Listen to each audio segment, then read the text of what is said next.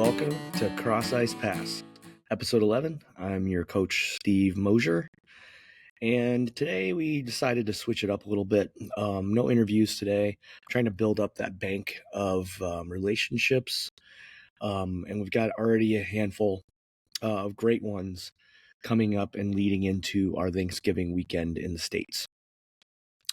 First off, today I'm wearing a Tandy Hockey hat. They sent it to me, asked me if you don't mind wearing this hat, and I'm like, always love wearing a hat. They have pretty great products. Check them out on Instagram. I'll make sure I put that below for you guys to know more about them.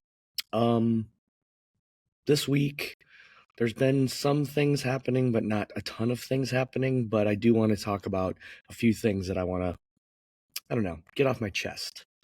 So the Global Series, so happy we're having the Global Series. So happy we do this. I know the NBA is going to be doing a tournament in the middle of the season as well. And I think these little things are really good to show and to get people into our game and the weirdness of hockey in other places. It's good that it's in Sweden. I'm happy that it's there. But I hope in the future that they can do this in countries that don't really follow the sport. So it makes more sense to grow the game that way. Countries like, I know there's rinks in the UAE. I know that there could happen in Mexico. This could happen in South America. I know we had those preseason games in Australia. So I just think that there needs to be a little more. I hope that we can do a little bit more countries that maybe aren't really known for their hockey, and I think that would help kind of build the game for sure. Major issue with Global Series though, when I wanted to go watch it for the Red Wings game against Ottawa, it's on NHL Network. Here we are again. Frigging NHL Network is such a nightmare, and I don't know. Why NHL Network? Why not ESPN or TNT? Is there restrictions to carry cameras or staff to Sweden? Is there an NHL connection that it has to be an NHL programming? I don't know. I've said it before. The NHL Network is such a great idea being used in a completely terrible way. I have to subscribe to cable or streaming service with a list of channels to be able to watch games on NHL Network. I refuse to get cable but just so I can see NHL Network. Why can't I subscribe just to the NHL Network? Why do I have to go through these other things? And I just want to watch NHL Network, and I just want to watch their coverage on hockey and some of the games they have for the World Cup and things like that. Instead, I have to hack it, and I shouldn't have to. I'm willing to pay, but I'm not going to break my bank account just for one channel. NHL Network should be available, and the NHL needs to do something about that. TV issues in general, though, this is not just an NHL Network thing. Listen, ESPN Plus, super happy to have ESPN back in the fray, but there's other things out there for hockey access and watching hockey. Flow Hockey sounds really cool. It's $29.99 a month, which I think is a little too much. You can watch the ECHL, the SPHL, college games, USHL, CJHL, junior, and some youth. My biggest problem though is that that's a lot of hockey. So $30, they think $30 kind of works for that, and I understand. Everyone's got to probably get a little bit of that money. But no, AHL should be there. I know the KHL hasn't been airing because of the war happening, but Euro leagues, the Swedish elite leagues, like all those leagues, OHL, QJHL, the QWHL, if those were included in a $29.99 deal, I'd pay for it. But instead, I've got the bottom. It's like the bottom feeders. College hockey is another problem. It's a little bit of a problem for the fact that, and this is the problem with all college sports, because each division ends up connecting to some type of service. You got the Big Ten Network, covers those teams. ECAC is on ESPN Plus. And then there's other college hockey that is just hard to find and see. And there should be, I don't know, I just wish there was a college hockey channel that would show all college hockey all the time. But, my dreams are probably not a reality. Biggest issue, biggest, most massive issue is I live in New York City and I should be able to watch the Rangers, Devils, and Islanders here but because MSG and and and the other networks that we have in New York here, I get blacked out on ESPN Plus because I can't watch it. And that is ridiculous. That's absolutely ridiculous. So you're telling me ESPN Plus is basically only good if I live away from the team I want to watch. Because when I'm in Detroit, I can't use ESPN Plus because Bally's takes over that coverage. Also, I don't have cable, so I'm screwed. Absolutely screwed. I feel like there should be a way that you could pay an extra couple bucks or something so that everyone gets a little bit of money out of this and then everyone's happy about it. But this is ridiculous. This blackout thing is ridiculous. Tickets are already a ripoff, and I live in New York City, and I don't want to go to games because they're so expensive. But then I can't even I can't watch them at home. It's absolutely ridiculous. This is so stupid. There's also Live Barn is a $200 a year if you want to watch beer league. If you want to watch your beer league team or something, or if someone that was on the team maybe moved away and wants to watch it, that's available. Live Barn's a cool idea, but it's a ripoff. It's an absolute ripoff. So if I want full access to hockey annually, I have to pay $150 for Flow Hockey. I have to pay $200 for Live Barn, $132 a year for ESPN. Big Ten Plus is $60 a year, and that's just for hockey. So we're talking $542 if you do the math. If you did the math right. But this has no NHL network. So this is ridiculous. If we want to grow the sport, we need TV to have a place, and an accessible place, not a place that I can't pay for. This week's happy, surprising, not surprising, and pretty unusual is an interesting one.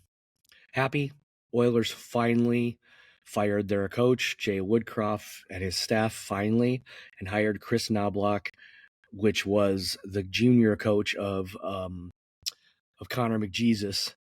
So also Paul Coffey came in. I just don't know if is this a coaching thing or is this a, Knobloch making Connor McDavid happy thing, and then Coffey bringing in one of the big names from, when the Oilers were winning, cup after cup after cup. Is it a media ploy? I don't know. I hope Knobloch has shown that he's not so bad of a coach, so I think that he will hopefully kind of right the ship there, even though half the ship's already stuck in the water. They don't know who they want to have as a goaltender. I don't know. I feel bad about Oil Country. The Panthers are on a run. 8 wins in their last 10. Never count a team out that was this close to having their names on the Holy Grail. They are coming back, and they're coming back hard and strong, and they're so good at all aspects. Great goaltending, and Bob generally plays pretty good. You got Barkov and Kachuk just wiping things out. Sam Reinhart's the leading scorer on the team. He's having a great time. So there's still hope for the team in the Everglades.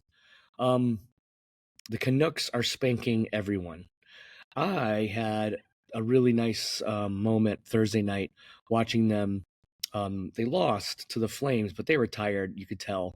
But they're still doing so many good things. The coolest thing that happened to me, though, was we're watching, me and a colleague of mine who's from Vancouver. I wanted to teach him, to show him the Canuck, which is a hockey bar here in New York City. And it's predominantly hockey, which is pretty great. And we're just kind of chit chatting. A guy walks in right behind me, and it just happens to be Mark Messier.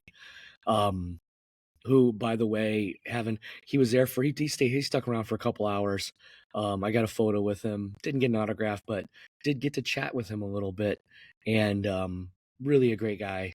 You can't go any wronger than the big Rangers captain. So really enjoyed that. The Canucks, though, at this moment, they're leading at the moment that I started thinking about this, before the Golden Knights won Thursday and they lost Thursday, they were leading the conference. So the Canucks are right there. They're giving a big challenge to the Golden Knights. I just got to say, Tockett's boys are buzzing. They really like playing with this guy. Rick Tocchet, when he has coached, he has made teams better. And it surprises me that he was unemployed for a little while when we saw him on TNT and such. But man, Tocchet is the man, and it seems like the kids are playing for him. And the Canucks, let's see how this season goes. I put on the happy when I wrote this that the Wings tied their game with the Senators in the second period, but Tim Stuchla, as everyone knows, batted a puck out of midair with 2 seconds left in overtime, and that was that. Red Wings got 1 point out of their visit to Sweden. I'm happy with that, but man, we should have won over Ottawa, especially. But what can I do? Surprising. I love how teams are still following their initiatives to grow this game for everyone. I'm very glad that they are still making some amazing jerseys and merch surrounding really amazing initiatives. The Oilers had Indigenous and Native American Heritage Night. The Sharks celebrated Diwali. The Sharks, Rangers, Islanders, Devils, Coyotes, Ducks, Kings, and Knights celebrated Hispanic Heritage Night. Coyotes had a nice jersey for Pride Night at Mullet Arena and a college campus, which is great.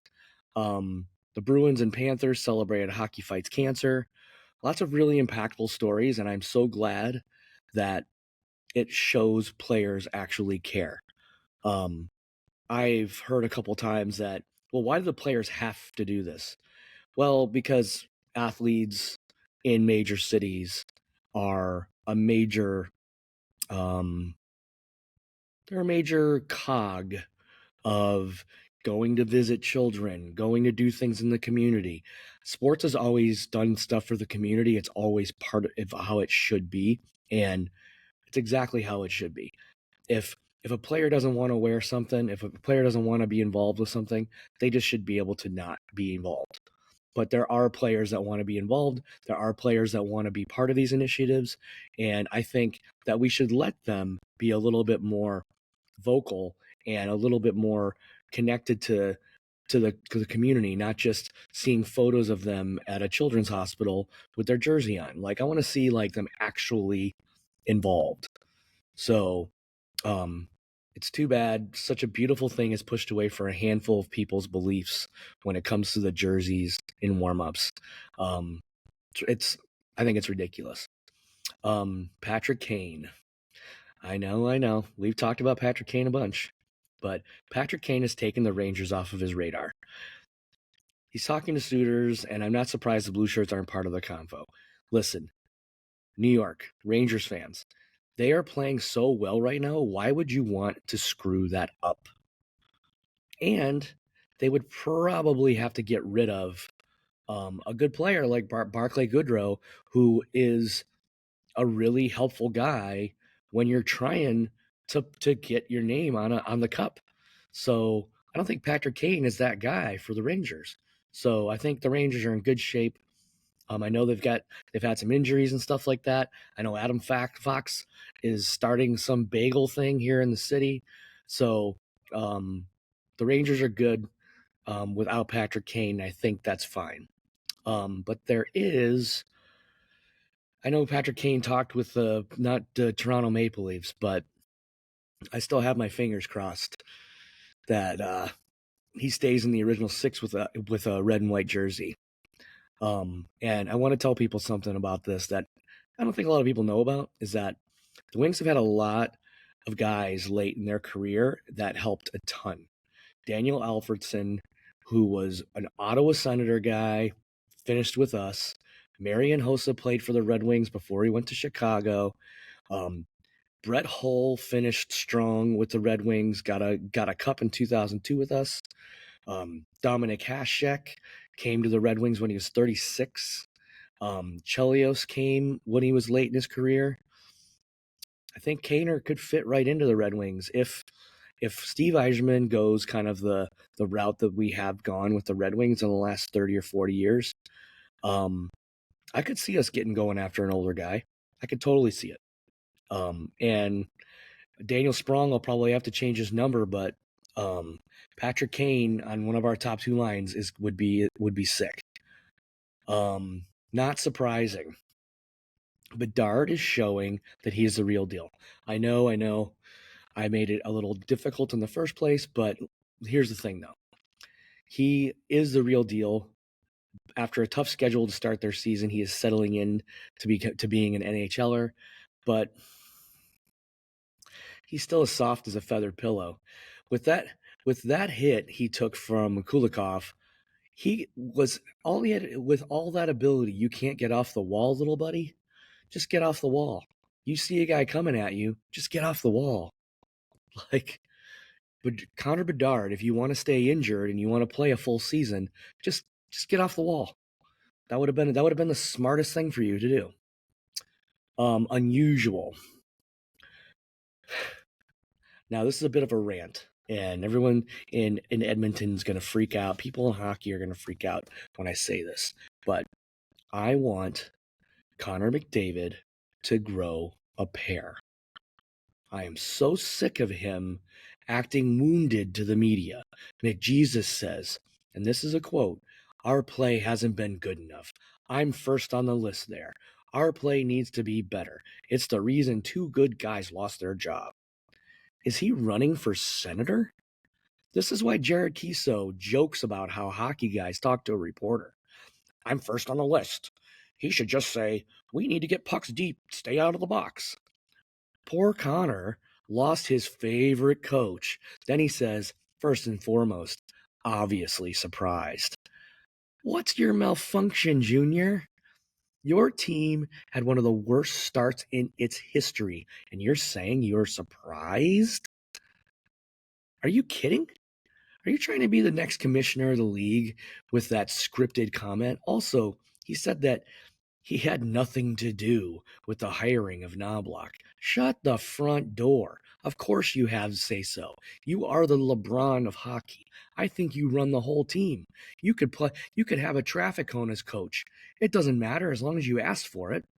Of course your former coach in Erie is your first idea. So I'm sure Ken Holland had your former coach or your dad as the two options, because whatever McDavid wants, he gets.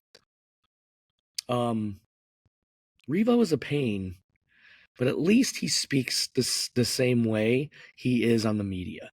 Please show us some individuality, Connor. Who are you? Who? Please don't be a robot because you talk like one. I want to think the best skater in the world is a real person. Wake up, grow a pair, McJesus. Next week, I'm going to give you a little bit of a taste. Next week, I'm going to talk with this guy, one of the owners of the Danbury Hat Tricks, Herm Sorcher. He's a managing partner of the Danbury Hat Tricks, and he's been in the front office of hockey and baseball for 25 plus years. I'm going to talk with Sean Gravy about his 43 Oak initiative to get players that are shown as that they are pretty successful and talented in the sport of hockey, but might not have the abilities or finances to be able to get into a school or get noticed by scouts. So those guys are coming. We've got a bunch of other really great names coming as well.